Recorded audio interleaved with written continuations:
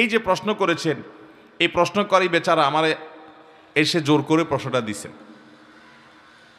বলছে, ভাই আমার বাপ আছে এখানে, আপনি উত্তরটা দিয়ে যাবেন আজকে। আসামি হাজির, আসামি হাজির আছে, উত্তরটা দিবেন হুজুর।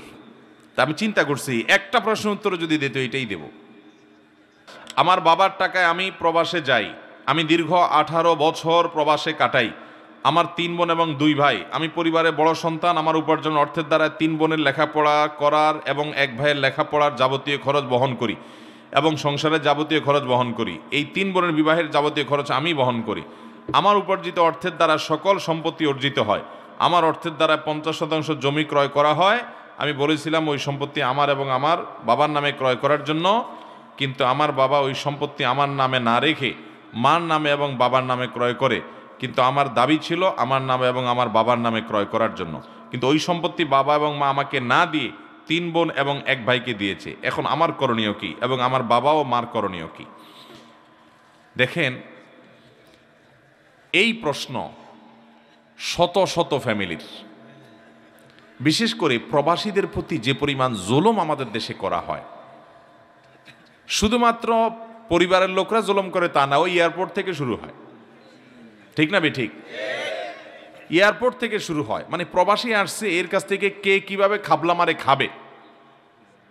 ট্রলিওয়ালা ট্রলি আটকায় রাখবে, ভাই একটা রিয়াল দেন তারপর ট্রলি দেব।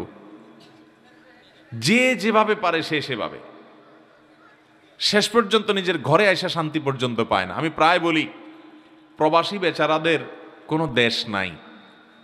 দেশের অর্থনীতির মিডল ইস্টে যারা থাকেন তারা জানেন, তাদেরকে ওই দেশের মানুষেরা, মনে করেন সৌদি আরবে থাকেন, তো সৌদির নাগরিকেরা তাদেরকে বলে আজনবী। আজনবী সৌদি বা আরব কান্ট্রিগুলোতে ওখানকার স্থানীয় ভাষায় আমাদেরকে, অর্থাৎ বাহির থেকে যারা সেখানে কাজের জন্য গেছেন, শ্রমিক বিষয়ে গেছেন, তাদেরকে কি বলে? আজনবী। মানে কি বুঝেন? আজনবী মানে হলো অপরিচিত, চিনি না কে। এটা হলো আজনবীর সোজা অর্থ, মানে চিনি না রে লোকটা কে, মানে বাহিরের, সোজা কথা, বিদেশি। তাহলে সৌদিয়ানরা তাদেরকে দেশি স্বীকার করে না, বলে আজনবী। আজনবী মানে বিদেশি। আর দেশে আসার পরে রাস্তাঘাটে যাবেন, দোকানে যাবেন, পাঠে যাবেন, আপনজন দেখবেন, আত্মীয়স্বজন, পরিচিত অপরিচিত সবাই আপনারা বলবেন বিদেশি আসছে, বিদেশি। এই বেচারার দেশটা তাহলে কোথায়? সৌদি আরব যায়, তারা বলে আজনবী, ঠেলে দেয়, এটা আমাদের দেশের না। আবার দেশে আসলে দেশের লোকরা বলে কি? বলে বিদেশি আসছে। তাহলে এই প্রবাসী বেচারার দেশটা কোথায়? ভালো করে শুনে রাখেন। অনেক মা বাপ আছেন, হজ করছেন, ওমরা করছেন, কপালে সিল পড়ে গেছে। সন্তানের প্রতি এই অবিচারের কারণে আপনার জাহান্নামে যাওয়ার জন্য যথেষ্ট হবে, আর কিচ্ছু লাগবে না। আপনার জাহান্নামে যেতে আর কিচ্ছু লাগবে না, এই সন্তানের আহাজারে যথেষ্ট হবে। ভালো করে শুনে রাখেন, কোন সন্তান বাবা মার টাকা নিয়ে বিদেশ গেছে, জমি জমা বিক্রি করে বিদেশ গেছে, তার কর্তব্য হলো বাবা মার যে টাকা দিয়ে জমি জমা বিক্রি করে বিদেশ গেছে, যে টাকা খরচ করে বিদেশ গেছে, ইনকাম করার পর প্রথম সেটা পরিশোধ করে বাবা মার সম্পদ কিনে দেওয়া, যাতে সব ভাই বোন সমানভাবে পায়। এরপর সে যেহেতু আগে গেছে, অন্যরা যদি ছোটখাটো হয়, তাহলে সে যেহেতু উপার্জনক্ষম, তার কর্তব্য এদের ভরণ পোষণ, এদের খরচের জন্য ব্যবস্থা করে। যদি বাপুর উপার্জন না থাকে, তখন সে অভিভাবক হিসাবে সে দেখভাল করবে, আল্লাহ তাকে সামর্থ্য দিচ্ছে, এবং তার নৈতিক দায়িত্ব থাকবে সাধ্য অনুযায়ী ভাই বোনকে হেল্প করা, এটা সে করবে। কিন্তু এর মানে এই না সে সারা জীবন যত উপার্জন করবে, জমি জমা করবে, ব্যাংক ব্যালেন্স করবে, সব বাপ নিজের নামে করবে, এবং অন্যান্য ছেলে মেয়ে যেগুলা রাস্তায় টোটো কোম্পানির ম্যানেজারি করে ঘুরে বেড়াইছে, ওইগুলারও ভাগ দিয়ে দিবে ওর কষ্টের টাকা। এটা কোনোদিন জায়েজ হবে? এই যে প্রশ্ন করেছেন, এই প্রশ্নকারী বেচারা আমার এসে জোর করে প্রশ্নটা দিছেন। বলছে, ভাই আমার বাপ আছে এখানে, আপনি উত্তরটা দিয়ে যাবেন আজকে। আসামি হাজির, আসামি হাজির আছে, উত্তরটা দিবেন হুজুর। তা আমি চিন্তা করছি একটা প্রশ্ন উত্তর যদি দিত এটাই দেব।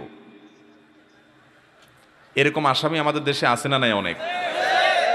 বাবারা ভালো করে শুনে রাখেন, সন্তানের প্রতি জুলুম করলে আল্লাহ বিচার করবেন কি করবেন না?